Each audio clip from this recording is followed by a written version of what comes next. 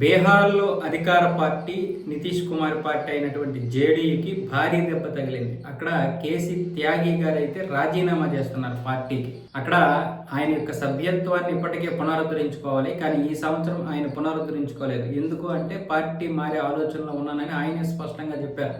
ఇప్పటి వరకు అంటే 50 సంవత్సరాలుగా నితీష్ కుమార్తోనే ఉన్నారు ఆయన. పైగా జేడీయూ ఏర్పడ్డాక జాతీయ కన్వీనర్గా, అలాగే ముఖ్యంగా ప్రధాన కార్యదర్శిగా, పార్టీని నడిపేటటువంటి ప్రధాన కార్యదర్శిగా కూడా ఉన్నారు.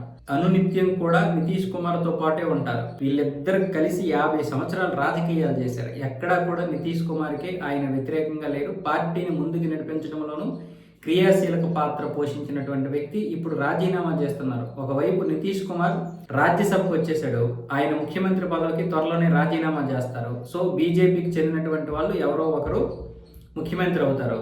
దానివల్ల తన యొక్క ప్రభావం తగ్గుతుంది అని అర్థమైపోయింది ఆయనకి. తన ప్రభావము తగ్గుతుంది. ఇక జేడీయూ పార్టీని ముందుకు నడిపించే నాయకుడు ఎవరూ లేరు. ఎందుకంటే నితీష్ కుమార్ కొడుకుకి అంత ఇది లేదు, క్యాపబుల్ లేదు, అనుభవం కూడా లేదు, ఆయనకి రాజకీయాలే ఇష్టం లేదు అన్న విధంగా ఆయన అయితే పార్టీ నుంచి తప్పుకొని ఇప్పుడు కొత్తగా పార్టీ పెట్టడం కానీ ఉత్తరప్రదేశ్ రాజకీయాల్లోకి వెళ్ళాలని చూస్తున్నారు ఆయన. లేదంటే కొత్తగా పార్టీ అయినా పెడతానన్న విధంగా మాట్లాడుకుంటున్నారు. సో ఇది నితీష్ కుమార్కి లేదా జేడీయూకి భారీ దెబ్బ.